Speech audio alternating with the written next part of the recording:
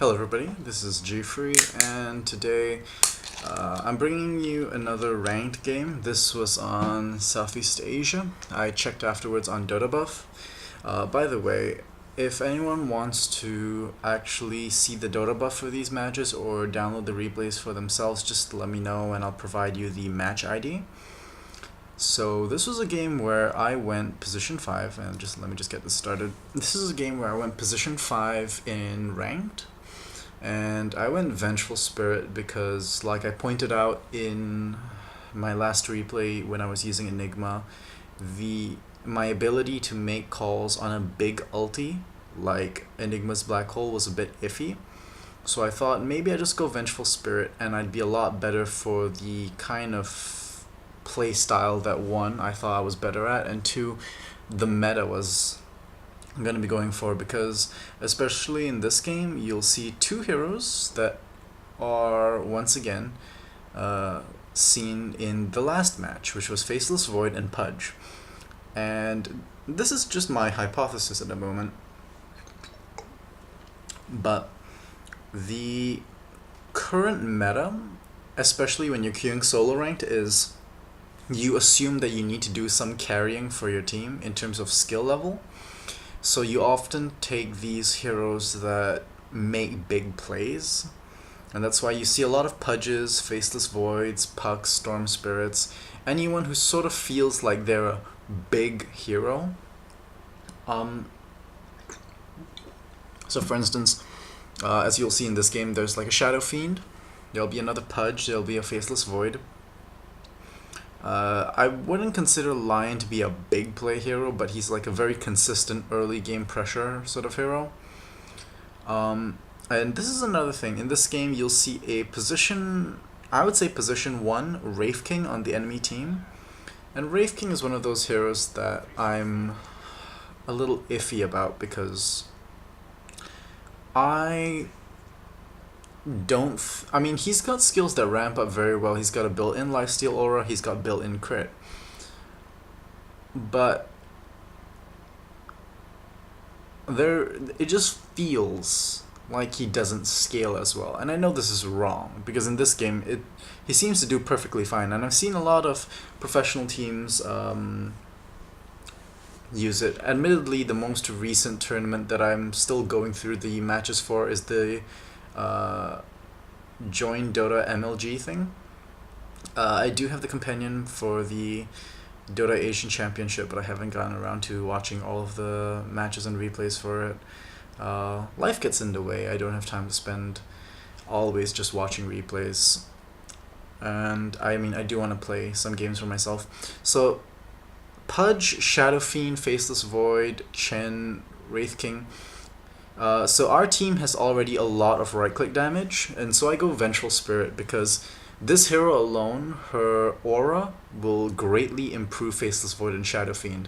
Because Shadowfiend can attack from outside of the Chronosphere, Vengeful Spirit can attack from outside the Chronosphere, and I mean, worst come to worst, I can always be used to swap out the Faceless Void so he has time to run, I suppose, if anything goes wrong with his Chronospheres. Chen is actually kind of a big play hero. He's a very early game sort of support. His Aghanim's upgrade does give him more mid-game viability, but I would still consider him a very early game hero. You want to push, you want to do a lot of ganking, you want to get the right creeps, you want to get an early mech because he has a safe way. His jungling doesn't take as long to ramp up as, say, Nature's Prophet or Enigma. And as you can see, Pudge, again, another big play hero, and one of those heroes that I feel was the wrong choice in this matchup, because he already knew he was going up against a Shadowfiend, and Shadowfiend is ranged, hits really hard, and can output a decent amount of burst early on. But their team already has enough right-click in Wraith King and Sniper, and what they needed was the utility, so I suppose Pudge was a decent option. I would have actually preferred a Puck, because the Puck would have given them a good amount of AoE lockdown, which would have gone well with Zeus. Now on our team we have a Riki, and he was okay with going off lane. He picked Riki knowing he was going to go off lane, which is fine. Riki is kind of like the easier bounty hunter. He scales better but doesn't contribute to teams as well because he doesn't have track. But the good news is that the opponent's team didn't really have anyone with built-in stealth, so it was alright. And as you can see, this is one of those things where this Riki here plays well for how I expect Rikis to play in ranked. Because Riki with built-in stealth means that early on, before they can afford consistent detection, you need to be doing a lot of scouting. So I get the courier, I get a ward, I get a tango and a ring of protection. And I give 2 tangos to Shadowfiend and a ward. And this is good because that way he has a better chance of winning mid lane, and we're gonna go and contest for the bounty rune. Now, by the way, the build I do on Vengeful Spirit in this game is horrible. I don't really play her as much. I do need to adjust it later on. So, I mean, one thing about the current rune spot is that, especially in daytime, you can see who's on the other side. So I already know Pudge is there. And Pudge takes this down. So Sniper goes in. I take level 1 stun just in case I need to stop anyone. And Pudge just walks in. And I get the stun off. And I want the bounty rune to be taken by us, but at this point, I give first blood, and there really wasn't much I could do about it. We could have given up the bounty rune, but at that point, with all of them there, it might have been a lost cause, because I was still there and Pudge could have hooked me. Vengeful Spirit has a below average movement speed of 295. The early ring of protection should be able to help me against Sniper, but it's not going to be as much of good against Zeus. In hindsight, I could have just gone for 2 branches, I suppose, because then I would be able to afford a clarity, perhaps. Anyway, so as you can see in the gold per minute, Pudge gets a very early lead, but I mean, Shadowfiend's already winning his lane, and Faceless Void gets a good start in a lane against Sniper and Zeus. Now this is an interesting offlane. This is actually a very aggressive dual offlane, because both of them have ways to deal damage to anyone who's trying to go in for a last hit. Because I think the only people who could safely get a last hit in this kind of lane are people with 600 range, like Lina and Wind Ranger, which aren't the people who really need farm. So this safe lane is not very safe at all, and it's a pretty good combination for solo ranked. Now, I'm trying to not take as much farm as possible because I need Faceless Void to win this lane any way he can. So I'm gonna try my best to stick to the creep camps here, and the reason I'm auto attacking this creeps is, one, I only did a partial block, so sorry, a partial pull. That wasn't intentional, but because I only did a partial pull, I felt that, you know, I still wanted to try and get this creep camp down before 2 minutes, so I'd have the time to just rotate, and yeah, you'll see I'm gonna just immediately rotate to try and get the rune, whatever it is. So mid, Shadowfiend is losing out in gold per minute against Pudge because Pudge got the early first blood, but he is already beating Pudge in terms of experience. And in this situation, I would have preferred if he could have easily gone to break the clarity with a right click. So, there you go. So I get the early double damage, and basically at this point I'm trying to not take farm because this Faceless Void has already invested in a poor man's shield. That's 300 extra gold that's gone into it, and I mean, like I said, it's not going to even help him against the Zeus, so I need to make sure that he gets whatever farm he needs to make up for it. Now I'm using this DD rune to mostly deny and also just to threaten. But they've got the range bonuses, and Rikimaru here is doing a lot of stealthing. He took 2 levels of backstab. I'm okay with this because it gives him a lot of early burst. And Wraith King is one of those people you want to shut down early, because if he gets a decent amount of farm by the time he hits level 6, he is pretty scary to kill. I think he's going to build threads first. Preferably on Wraith King, especially when you're up against a lineup which has a lot of right-click power with Venge, Riki, Faceless Void, and Shadowfiend. I would have actually suggested him going for drums. In fact, our only real source of magic damage on this team will be the Lion, so a pipe is irrelevant. Crimson Guard would actually be a good choice by the Pudge if he ever gets around to it. As you can see, Pudge is now getting less experience than the Sniper in a dual lane. And sorry, less gold. And in terms of experience, he's still losing out to the Shadowfiend, and now that it's hit 4 minutes, that's a decent amount of XP he's losing out. I think what attack range is he? He has a 500 attack range, so he wouldn't have been able to kill Pudge like that, I think. What range is this? Range is 700. Yeah, he could have actually. Nah, he couldn't, because he uses 700 attack range to kill the Pudge. Okay, so just checking the gold graphs.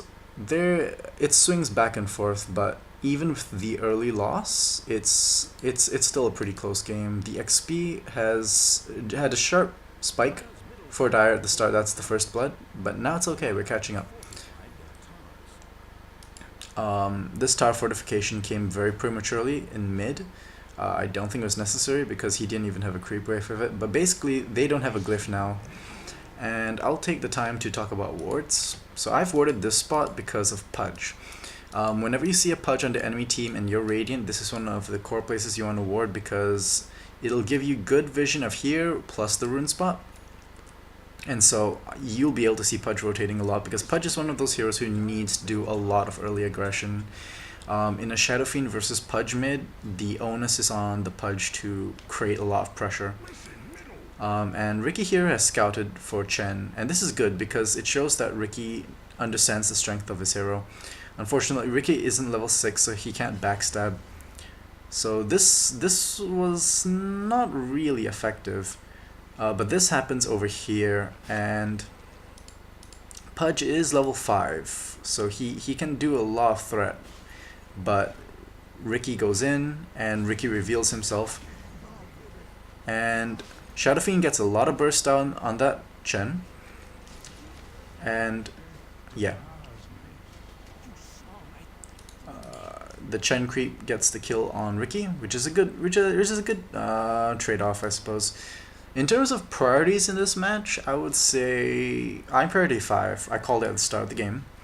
Lion is priority 4, and the reason for this is because Lion is one of those heroes who does better with early EXP. Because once you have 1 point in Magic Missile, the increased stun duration isn't very much. And in hindsight, I should just put more points in Vengeance Aura, because I'm going to be really squishy for the rest of this game. You only really need 1 point in your Magic Missile early on. I mean, the cooldown reduction is 1 second. That's not even that big of a deal.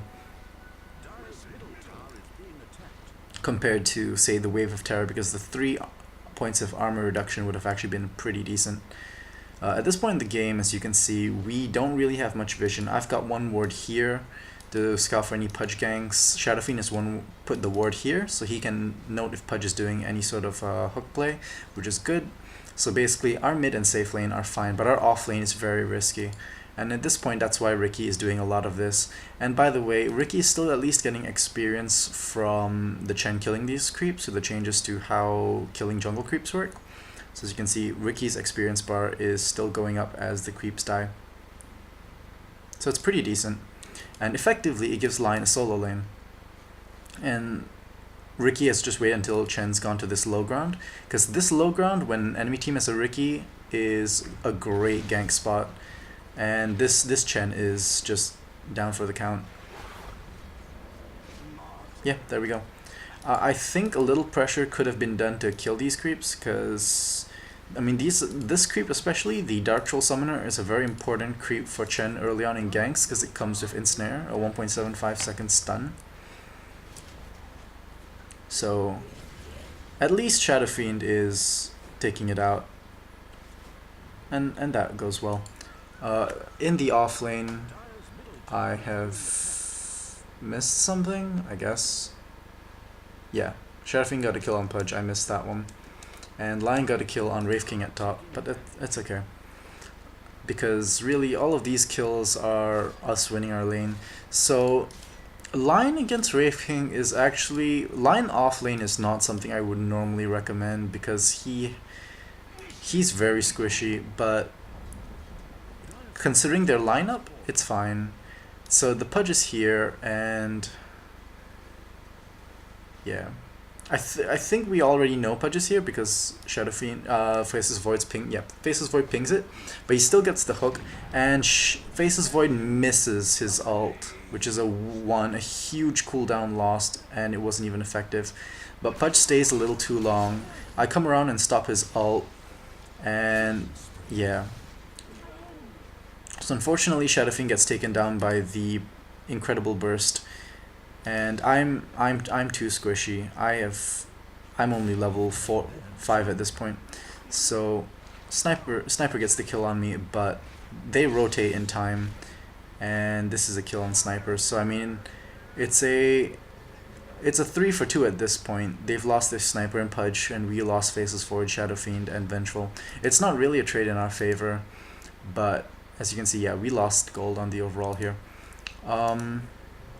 I think he should have planted that smoke screen, because early on you do need to take care of Zeus. Zeus is their primary early game magic damage, and he outputs a lot more magic damage than Lion does. About as much magic damage as Shadowfiend does, but with more mana to do this sort of thing. So Faceless Void at least has a Morbid Mask already. It's a decent item. It allows him to go into the jungle when the lane's pushed a little too far. But as you can see, the enemy team has started rotating all around. Mid is clear, and so no one's farming it. It's a free farm. Lion is here waiting to gank. Ricky's here too, because these two have a lot more aggressive power than anyone else. I mean, I'm the only other person on the team with more aggressive power. But I was rotating because I was warding at the time. So, as you can see, now our visions are slightly adjusted. The reason why I put the ward here is so we get vision of top runes, because right now it's important if Pudge gets any good runes, especially a double damage or a haste. Those are pretty key runes to know if any enemy team gets them. But the enemy team actually isn't doing much of a job of and there goes Lion. The enemy team isn't doing much of a job of monopolizing rune spots, so that was one of the things, in my opinion, that won us the early game. Because I mean, we're even right now, but we got a tower. We have mid tower and we have top tower, tier 1s. We have no way to catch him because he's got boots, and he can catch him, but I was blocking him. But he's got blink at 11 minutes. He's got bottle, threads, blink, so he's doing very well. XP per minute 501, over 100 more than anyone else on the Dire team.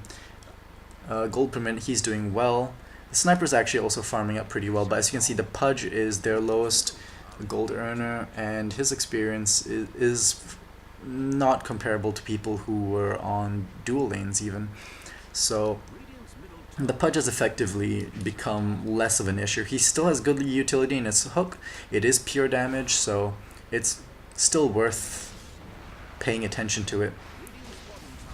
So Lion gets the kill off, but I'm okay with this because these two rotated down, and if we had just waited, things would have gone pretty badly. Yeah, Lion wasn't in a good position, and Faceless Void doesn't have the attack speed to really do much right now. But the kill goes to the tower, and Rikimaru rotated in time, so that's okay. That trade is in our favor. We traded our position 4 for, in my opinion, their positions 2, 3, 4. So that's worth it. But we're now all essentially in one lane, so that's a lot of EXP we're losing. But I feel it's also a bit necessary given the enemy lineup. Ricky, like I said, is a hero early on that you want to be very aggressive with before they can afford early detection. And he's an excellent scout. You can almost consider him like a ward who deals a lot of damage. Like at this point, he's already dealing 87 physical damage plus 78 pure damage per right click, and that's insane. Shadowfiend gets a blink off, reveals his blink, but I think the enemy team already knows he has it. And I believe he's building to a BKB. I support this choice. A lot of Shadowfiends like to build for Shadowblade. In this game, it would have helped him a few times, but Shadowblade is just one of those items where it's counted by detection, and when you have a Ricky on your team, you don't want to give your enemy additional reason to be buying it. Now Ricky here is again stealing more EXP. This is an amazing strategy early on. because, I mean, you lose out on gold, but you take a decent amount of EXP away from them, and unless there are people who know how much EXP they should be getting off the top of their head, there's no way they'll know. We get a gank here on the Zeus because we know that the Zeus is outputting a lot of burst magic damage, and we want to shut it down. Because at this point, any gank we do tends to go 50-50, and if we come out, usually me and Lion are in a position to just be raft to death. Ricky gets a kill on Sniper at mid lane. I missed that one, but at this point, it's standard for him. He sees someone, he gets one right click off, and then he immediately queues up. No, he can't queue. Sorry, he gets one right click, he smoke screens to animation cancel, and by then he can just right click them to death, and he uses his charges of Blink Strike if they manage to get out of a smoke screen. He's building towards Diffusal, which is a good mid game item. We end up going for a few more mid game items than I would have liked. The Shadowfiend is one of the first to actually start building for the late game at this point, because he's got a Blink Dagger, which is good for the mid game, and that's all he really needs. Blink Dagger, Bottle, and after that he's just going to be working towards more end game stuff. So he's got the highest gold per minute on our team, he's making full use of it, highest XP per minute, and our team's doing well. Like, I'm doing the worst, but I'm okay, because like I said, yeah. So I see, I rotate, I put my stun out, but yeah. This was a shame, because one more right click by Shadowfiend and that would have been a kill for him. So Zeus gets a double kill and Pudge denies himself, so that was really not in our favor, and as you can see, that was a slight dip. At this point, however, then I'm not much of a priority target. I'm only level 7. And Faceless Void blows his ult on Zeus, but at this point we knew that Zeus was a problem. I mean, he just got a double kill for crying out loud, so we're not too fussed. I think there's a bit of a miscom, because here Ricky goes on Chen, and really he should have just gone on the Sniper, but I believe Faceless Void gets a good bash off and Ricky cleans up Chen, because Chen isn't doing too well with microing his creeps. But yeah, like I said, this Dark Troll Summoner is always a priority, followed by the Centaur Conqueror. The Dark Troll Summoner is more important because he can get his ensnare from range, and that follows up very nicely into the Centaur. So Pudge gets a hook on me. That was fairly careless, and yeah. So gold per minute still in our favor, XP per minute still in our favor, and the two people who we want to be getting EXP are getting EXP. I mean, they've got EXP on Zeus, and that's not really fantastic. Wraith King and Pudge are getting EXP, that's decent, but Pudge is really starting to fall off. At 16 minutes, Pudge has an urn with 2 chargers and a bottle. His threads is not completed to arcane boots, and he's in no position to be building towards a Blink Dagger or Force Staff or an Aghanim's, depending on how he wants to transition. I think he might just end up going straight for Blade Mail in this game. So here they get off Wraith Knight's ult, but they just stick around, and this is problematic because they see Chen on the periphery, but they also should know that they're behind tier 2 towers. So they get the kill on Wraith King, but they think it's just Chen and the Sniper, and they don't even get the kill on Chen. So effectively, we trade our position 2 and 3 for their position 1. Or position 2, depending on how important you consider Sniper or Wraith King. I consider Wraith King to be more important because he carries very important abilities: Vampiric Aura, Mortal Strike, and a stun. Sniper has a lot of damage, but especially on a team with Rikimaru and Vengeful Spirit, I don't think you can consider him as important. Because when it comes to initiation, unless you've outmaneuvered us in terms of rotating through the jungles, which is why I'm prioritizing wards so much. Faceless Void, Venge, Shadowfiend with Blink, Rikimaru should always have the advantage in terms of initiation, which is why at this point in the game I think, okay, not yet, but I know if like soon I start getting sentry wards.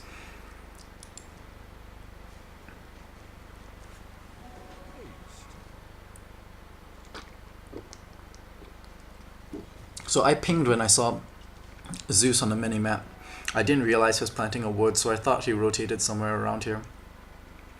And that's why Shadowfiend makes a rotation, because Zeus is a high priority target right now. And if Zeus gets off his ult, and if he can get a refresher and a Ghanim's, he has the potential to ensure a team fight. Like, every time. It's that scary. And of course you have classy names. So I have to admit, by the way, that this was a fantastic game. Everyone could speak the same language. I mean, the only language I speak is English, which is why I queue for English games. But it was nice that everyone was communicating, and I mean, even when, like, no one on my team thought I was feeding, even though I was 0-4-2, because they knew I was buying wards, and I really didn't have much time to transition. Now, this Ring of Aquila is not a good option, because it gives me a bonus 2 armor, plus the 1 armor that comes from, sorry, the 2 armor aura, and plus 1 armor, so that's 3 armor.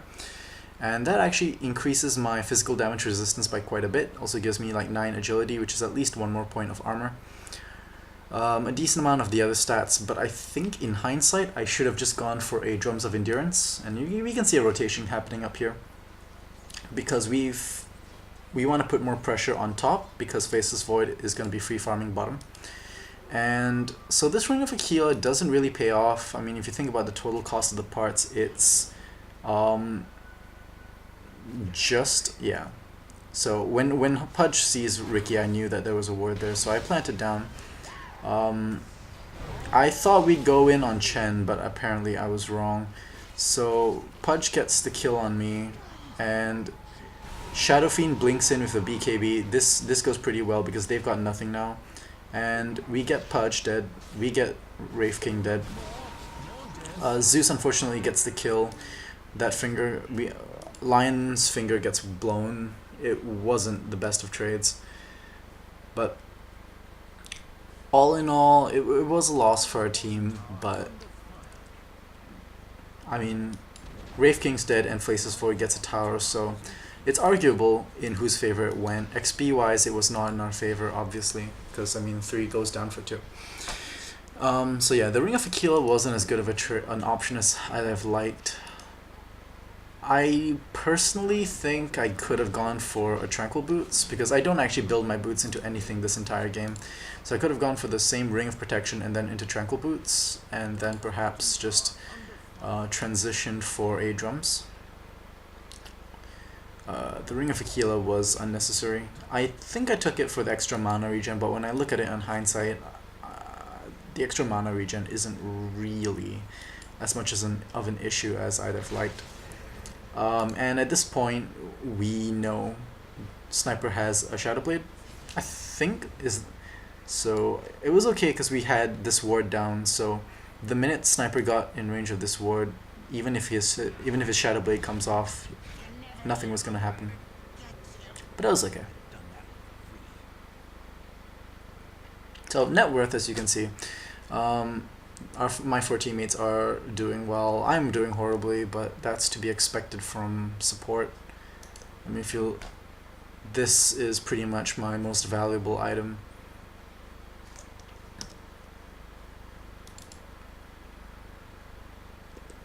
So XP per minute is generally in our favor. The Ricky, of course, isn't doing too well, but that's because he's been going to the jungle to steal EXP from them.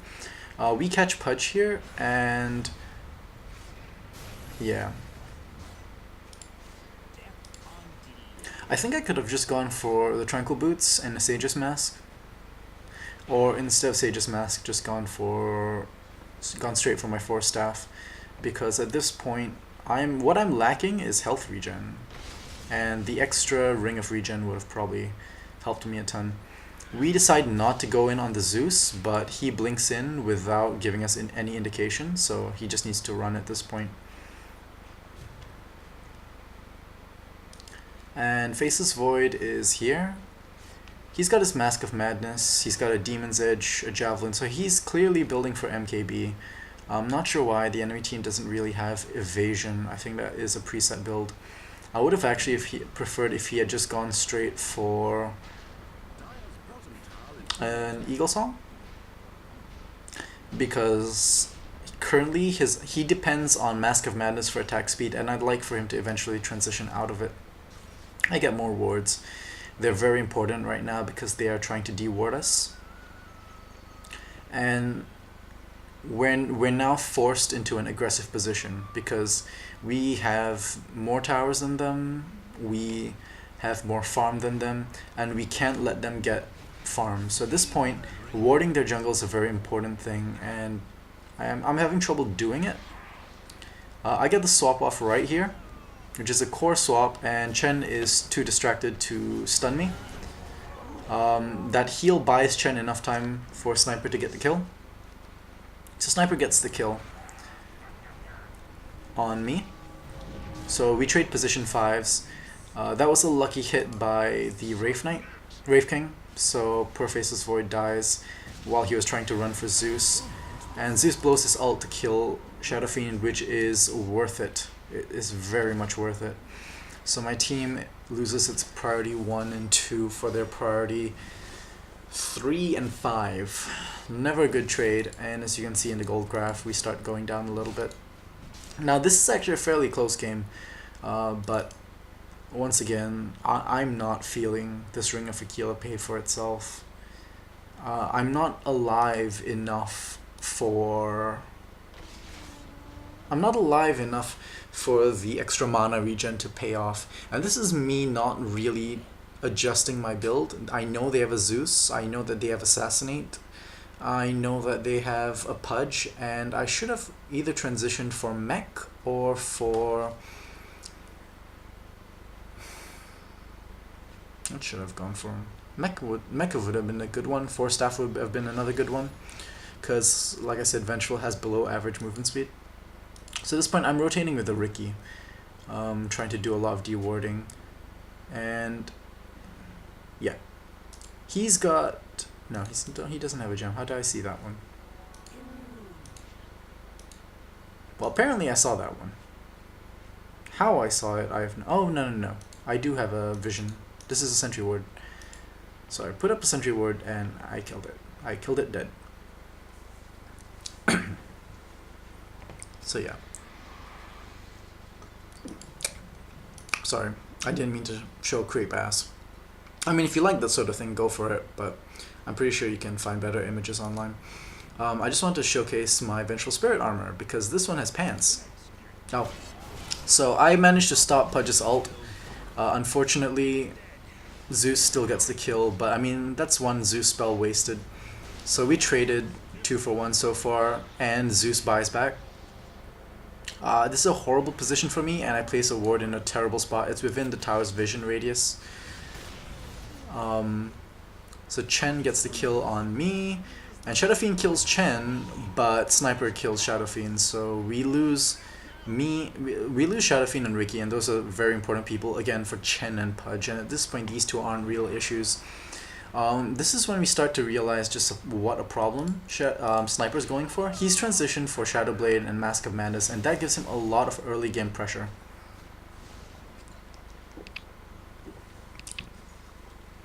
Because the extra attack speed will proc his headshot a lot more. And early on, that headshot is pretty big.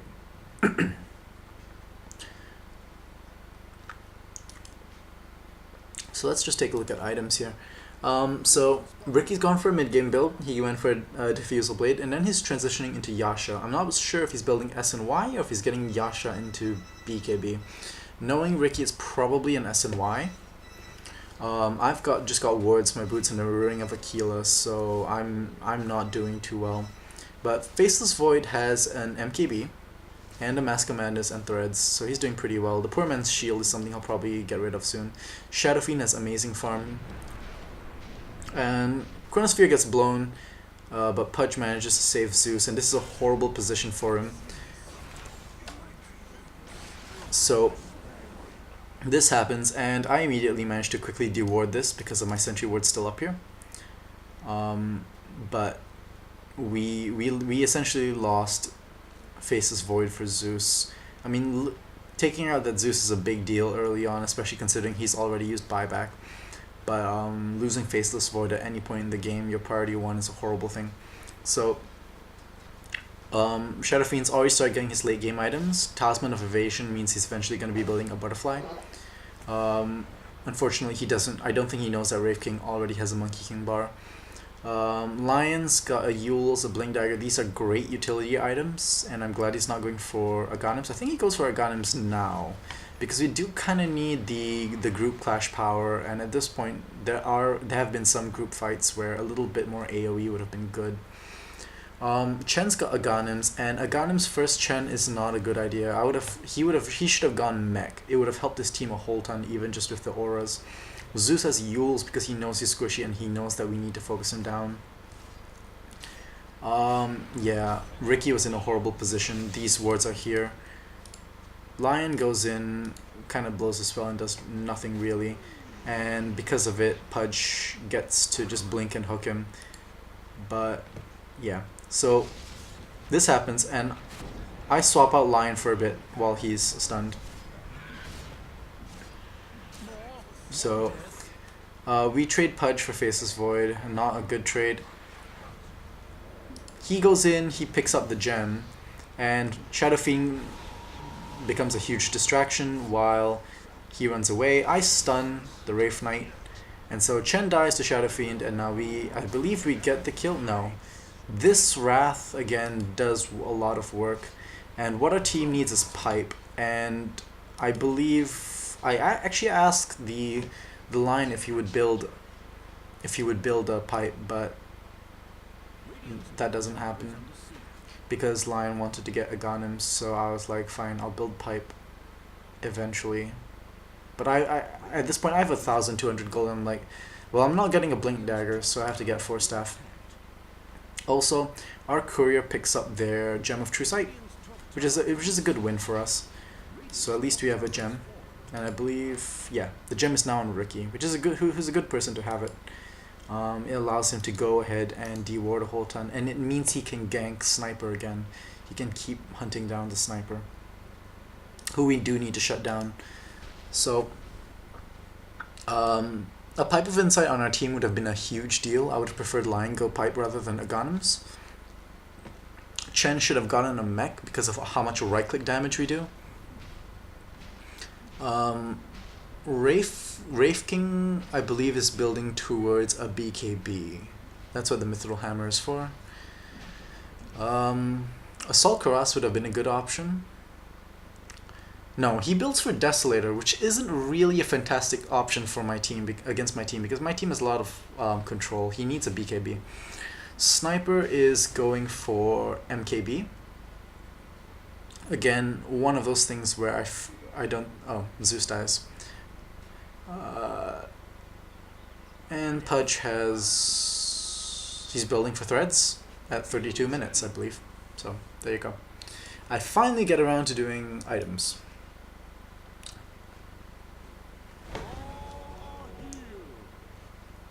Also, by the way, we were very confused because this Chen seemed like he was just kind of using his ult randomly. He's used his ult well on himself, but I've never really seen him use it to save someone else.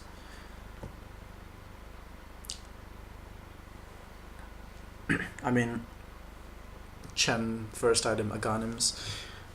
Like, don't get me wrong, those big creeps can help if you are pushing, but against a lineup like ours, especially when we have this much right-click, you have Avenge, who gives extra armor, extra damage, you have a Shadowfiend who reduces your armor, and you have Ricky and Faceless Void. You need a mech. Do not ever underestimate the burst heal as well as the extra armor and regen that mech gives your team in a clash. And at this point, our teams have been doing a lot of clashing. The laning phase ended around 10 minutes. So, I mean, that's not abnormal, by the way, laning phase ending in 10 minutes, but you always see it sort of like gank, clash, lane, even afterwards, and it doesn't go back to that. Once the first few ganks start happening, the game changes. this stopped being a farming thing. And by the way, this Wave of Terror is such a good skill, and I need to put more emphasis on it. I think I need to adjust my build where I only go one level of Magic Missile early on, because the damage is decent, but it's not fantastic. So they don't know Ricky's here, so I look like one gigantic bait. And we get a quick kill on the Pudge. He's not really been a huge priority, so that's okay. And that Hand of God, like I said, it came too late. I don't know who he was healing. It certainly wasn't Pudge. But I get my Ring of Health, and he's got his S and Y. So he's got a Ming. Not really what we need against their team. Their team has a lot of spell damage, and even at this point in the game, it's still a big issue. I think if I really wanted to improve my survivability, a magic resistance thing. I know it's a Hood of Defiance, it's the bigger one. What builds into a Hood of Defiance again? I know what it looks like. Ah, jeez. You know what? This thing. What's this thing? Cloak. Just call it the Cloak. Just Cloak. So Shadowfiend gets the kill on Chen at top. That's not really much. That Raph really scares us a whole ton. But one thing about... Yeah, and he gets a hook off before he gets stunned, so that was unfortunate. But one thing about... People should know about Pudge's ult is that if you use Pudge's ult on someone who's BKB'd, the damage won't be done, but they'll still be stunned. So me and our priority 4 goes down for their priority 5 and their priority 3, so that's okay. It's very important that Pudge is out, that Zeus is out of the picture, and more importantly that his ult is not accessible right now. So as you can see, the XP graph actually just zigzags back and forth. Gold graph is a lot more one-sided. As you can see, we have over a 5k lead. Most of it happens to be in our... Oh yeah, I'll show you what happened here. So Ricky is here safe and sound, and he actually uses Blink on the Courier. So the Courier is dead. It's another good thing you can use Ricky for. So as you can see, most of the net worth is on people who need the net worth, on both teams actually, so it's a very scary game. It's not one-sided, it's not over by any means yet. This could still easily be their game if they focus. I mean, Wraith King's been doing good about his farming. So despite losing his safe lane, he's been very tactical about where he can roam.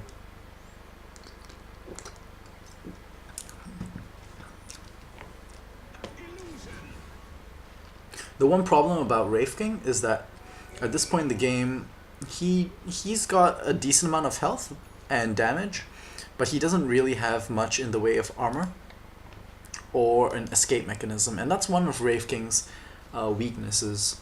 Like Faceless Void, Anti-Mage, they have ways to get out of things. Even Spectre has Spectral Dagger, Phantom Assassin has Blink Strike, and Wraith King doesn't have any of this really.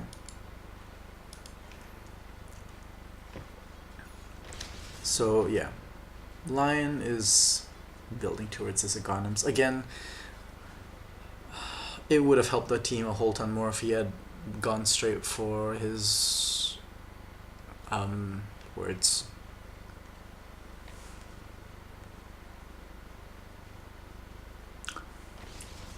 Pipe of Insight.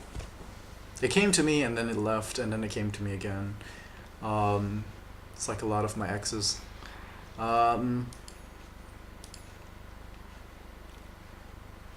Zeus gets Blink, that's a big one. Ricky gets Basher, that's a good option. Bash does go through BKB.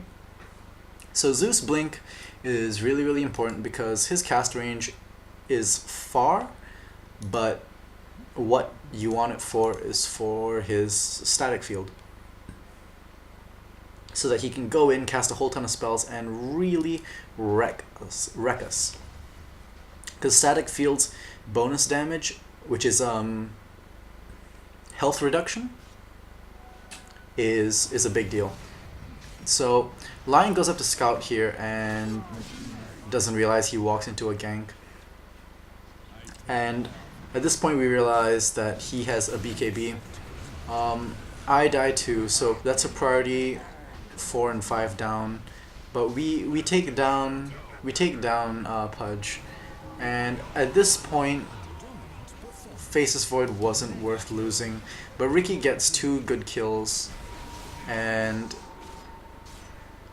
this is unfortunate because there was miscommunication and no focus fire, so I don't think they knew who to kill, and of course eventually, as much evasion as Smokescreen gives you, eventually one of the hits will go through and that creep gets its range hit down on Ricky.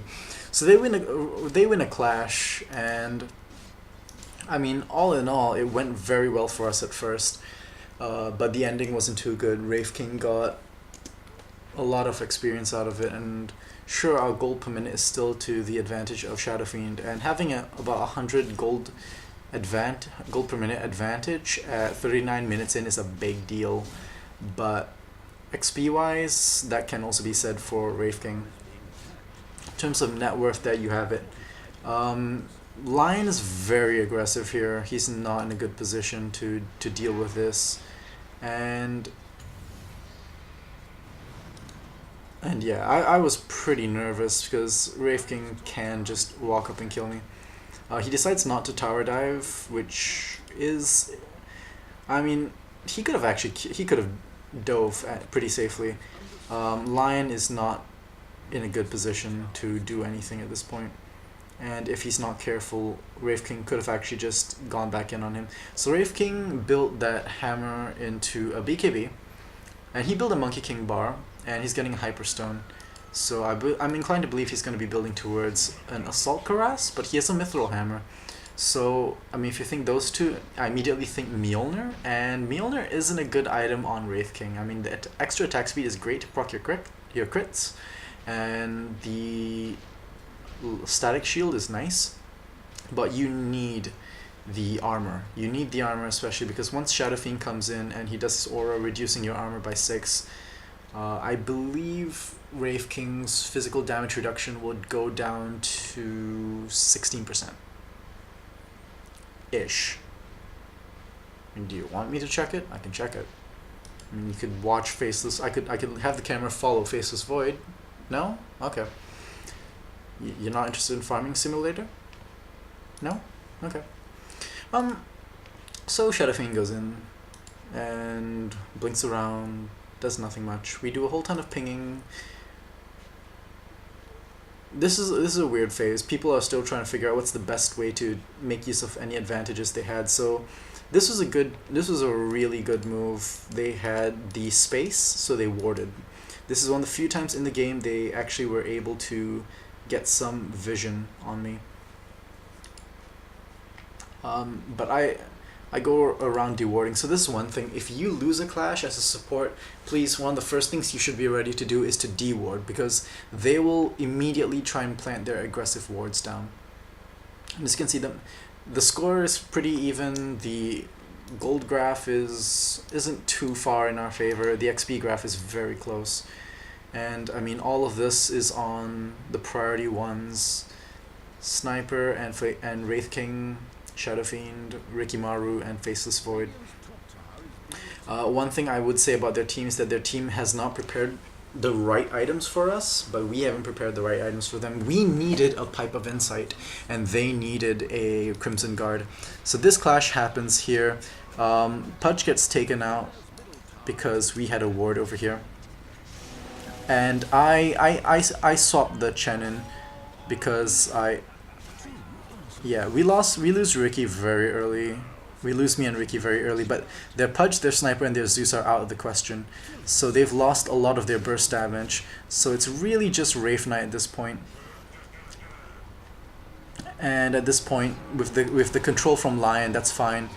So that's a clash we win, and that swings us a pretty big favor. Like I said, it's going to the people who need it: Faceless Void, Shadowfiend, and I mean Lion getting it as a bonus too. And so Wraith King builds Desolator, and Desolator is a bit of a iffy item. I would have preferred it on Sniper, because Sniper can lower our armor from a distance, and Wraith King needs are items that give him more damage plus more tankiness, which is why I would have preferred the Mjolnir over the Desolator. Because what does Wraith King have now? He's got the Desolator, he's still got the Hyperstone, so I'm inclined to believe he's going to be turning it into a Assault Cuirass. Assault Cuirass and Mjolnir would have been a better option, especially considering they improved the max attack speed now to 600. So this glyph, I question whether it was worth blowing, because it means that they won't have this glyph when we start pushing in their tier 3. Pudge goes in there, so we...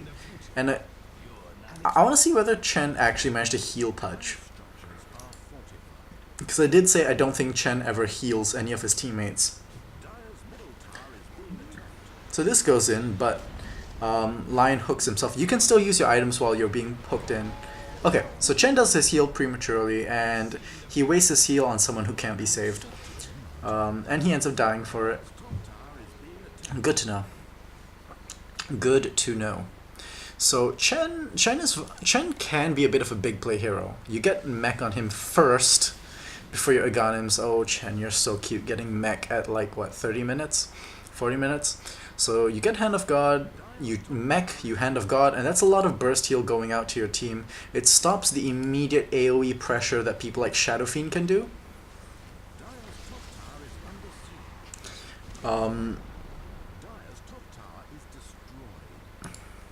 But I mean, if you don't know how to use it, then it's just gonna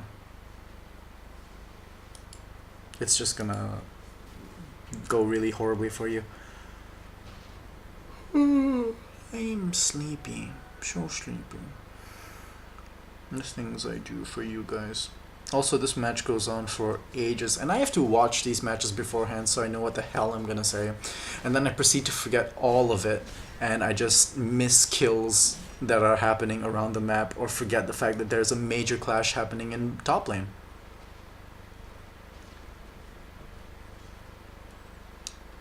So, also, it's a small thing, but one thing is when you are in an aggressive stance, it's actually a bit hard to find farm, because the lanes are always going to be in their side of the field. Taking their jungle and ancient creeps are a good idea, because it makes it harder for them to get farm when they inevitably get to push out. Unless, of course, you've snowballed to the point where you can just push right in. But if you're not ready to push in, it's always a good idea to take their jungle and ancient creeps. It stops them from... Yeah, I'm repeating myself. Never mind. So, I reduced Pudge's armor by 6.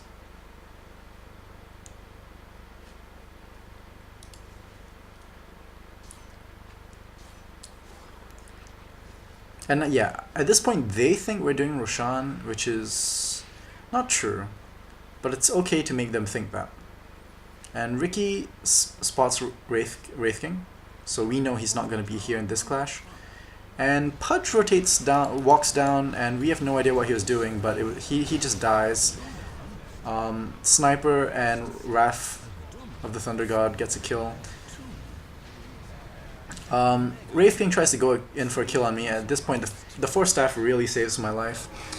And I'm building for that pipe, which I really want. So yeah, there we go. Sniper gets the kill on Faceless Void. But Wraith King gets shut down, Sniper gets farmed. That's never a good thing, but at least I run out. And I'm not dying. So, 4-4. Unfortunately, I'm not the one who should have come out alive. I would have preferred Faceless Void come out alive. I could have probably tried something, I don't know, stunning Sniper, swapping with Sniper, I don't know. So the XP goes in our way for a bit and then it goes down. Gold similarly. But we have a huge lead in terms of XP, and in terms of net worth, our Shadowfiend, I believe, is like 6 slotted or nearly 6 slotted.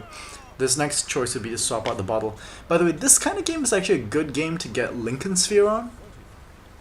Lincoln Sphere wouldn't stop Pudge's hook, but it would stop Pudge's ult. I believe it stops Assassinate. I need to confirm. I know it would stop Lightning Bolt from Zeus. It would stop Wraith King's stun. One other thing that this Zeus hasn't done is use Lightning Bolt to try and reveal Ricky, or try to deward. Because Lightning Bolt reveals, gives true sight around the struck target in a radius of 750. To put things into context, the range which I am attacking these creeps from is 400. So you nearly double that range, and then you consider how big of a circle that is, and you can pretty much, if you did lightning bolt right here, you would reveal this much area-ish. So in a clash, lightning bolt is a godsend. And how long does it reveal it for? 4.5 seconds. That's more than enough for a clash. More than enough for a clash. By the way, I've also gone on record before saying that I like Rikimaru as a support, and still stand by it, even though he's doing a ganker job this game. The reason why I like Riki's support is because he can use items without revealing himself, which is why he can go for, and he can get in and get out very safely. So he can give the team space to initiate and then just run off if he needs to. And I mean, he comes with a lot of damage as is, a lot of right click damage, because his base agility gain is 2.9. So that's a pretty decent amount.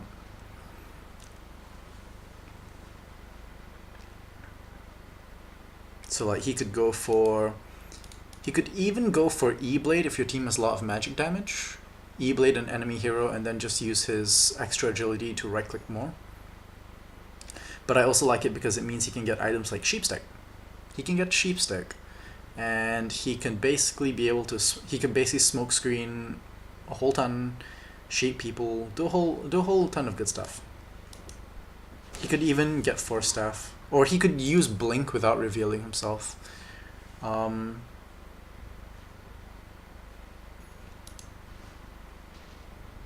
yeah, Zeus uses his ult to see where we are, and they immediately think we're doing a Roche, which now would be right, but they're not in a position to do anything about it.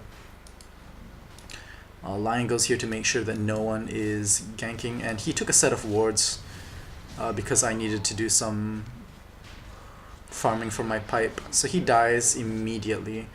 But Wraith King has also blown his BKB, so we are in a good position, because Wraith King's BKB is the only thing that's really stopping us from winning all these clashes. Because Zeus has started to cap off, and again that Chen ult comes really late. That mech on Chen saves him a whole ton. I swap out because I didn't want any nukes to be going in on Faceless Void. Eventually they do, but we get room to kill. So I'll show you what that swap looked like from the enemy side. So this is Faceless Void about to die, and as you can see, Zeus is looping back. I swap, and Zeus turns around. It's only when Faceless Void goes back in does Zeus go back in, which is fine. I mean, I don't even die, and all that gets blown is Faceless Void's ult.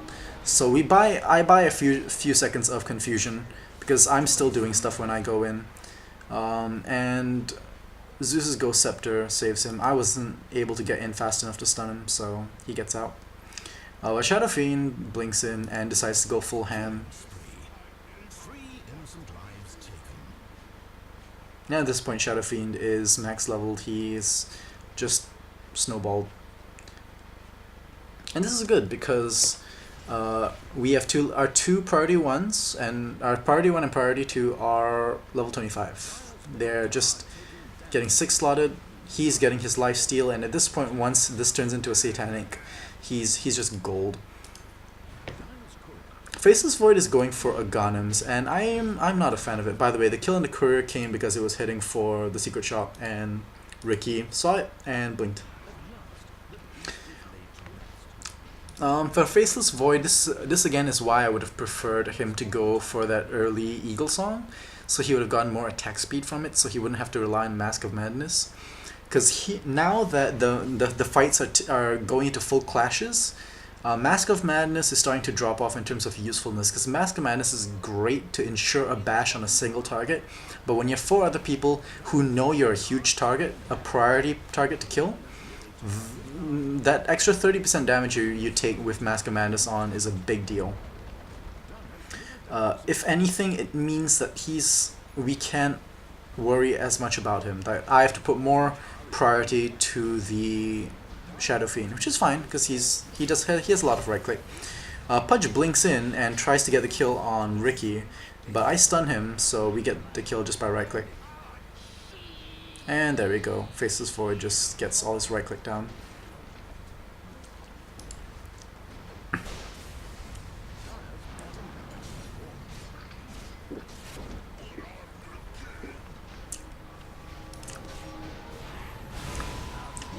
So at this point I've actually got all of the parts for my pipe in the...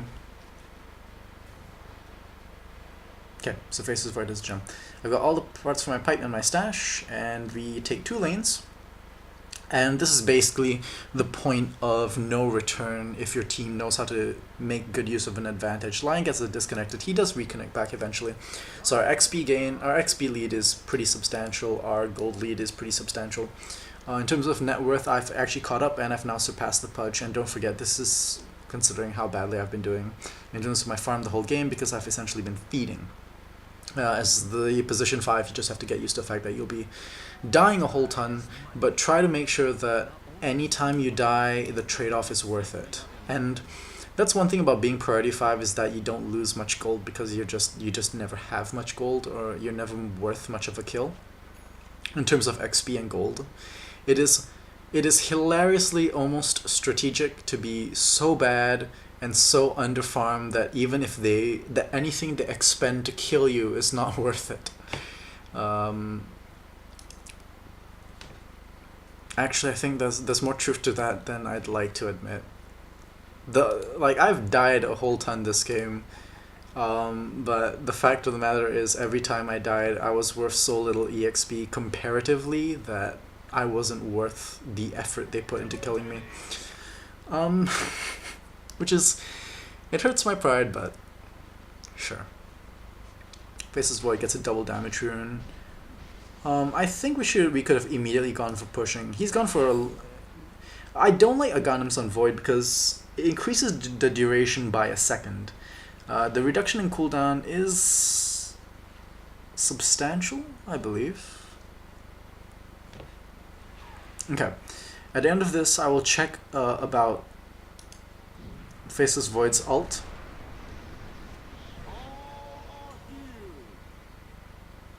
And I will check about that how much having only 3 armor affects the early game. Because I wanted to explain why Wraith King needed extra armor early on in the game, or why that mech was so important. So yeah, I word there. That wasn't a good idea, because I should know by this point that they haven't really been able to roam out. He goes up here to hide, knowing it's safe. I should have immediately started warding locations like this to ensure that they can try to push out, because if they try and push out and try to ward to get vision, we would have immediately been able to shut them down. They're starting to ward up their own base because they already know that Riki is gonna try and sneak in. This one's a bit of a waste.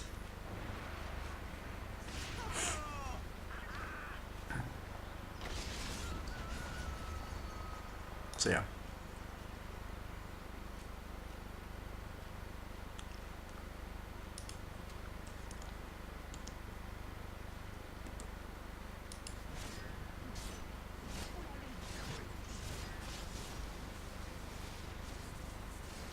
So Sniper has transitioned to Mjolnir. That's a good choice. Like I said, I would still preferred him to have the Desolator rather than Wraith King. Wraith King is building towards an Assault Cuirass, and he's wised up and gotten the extra armor. So with 21 armor, he's got a 55% physical damage resistance. And Riki didn't want to carry the gem because he was worried about losing it. At this point, I think it would have been worth more to catch it, to keep it. But we essentially lose Riki immediately. But Faceless Void gets the kill on Sniper, which is important. I managed to dodge Wraith King because he ends up walking into the Chronosphere. And so the kill is obtained on Chen. And I swapped with Lion because I was worried about one good crit being able to kill me. I have significantly less health than Lion. Sorry, no, I don't. I have actually more health than Lion. Okay, whoops. I nearly killed Lion then. It's okay, it's Lion. I'm just a little bit biased. But yeah. And Shadowfiend does work. He has a Divine Rapier and a Manta at this point, so... I remember at this point he was asking, is this a sure win? Can I get a Divine Rapier just for the kicks? And we were like, it's Dota. This could be a throw at any time. And so... yeah. And so there you go. That is me playing Vengeful Spirit, position 5. And once again, I attribute a lot of our winning to wards and good scouting. Rikimaru, that is, if you are gonna pick Rikimaru in ranked, please do what this guy did. A lot of scouting, a lot of hunting. You shut down their jungle, you force them to buy a lot of sentry wards, and once you know that it's warded, you just hang back for a few minutes, and then let them feel safe, and then you go and hunt them again. It's fine. If you see a Pudge, ward properly, because he needs to farm. Once he doesn't farm, all he's ever good for is that hook, and then his team will need to do the rest of the work. Wraith King... okay, so first things first, let's go take a look at Faceless Void's ult with Aghanims. Before I end this video, because it's gone over an hour and I'm really sorry about that. You can leave if you don't want to see the rest of this, but yeah, it goes up by 1 second. The cooldown gets reduced significantly, which is a pretty big deal, but I would still have gone for something more substantial, because at this point you shouldn't feel like you need to rely on your Chronosphere to win. I mean, if you're behind, you can consider it.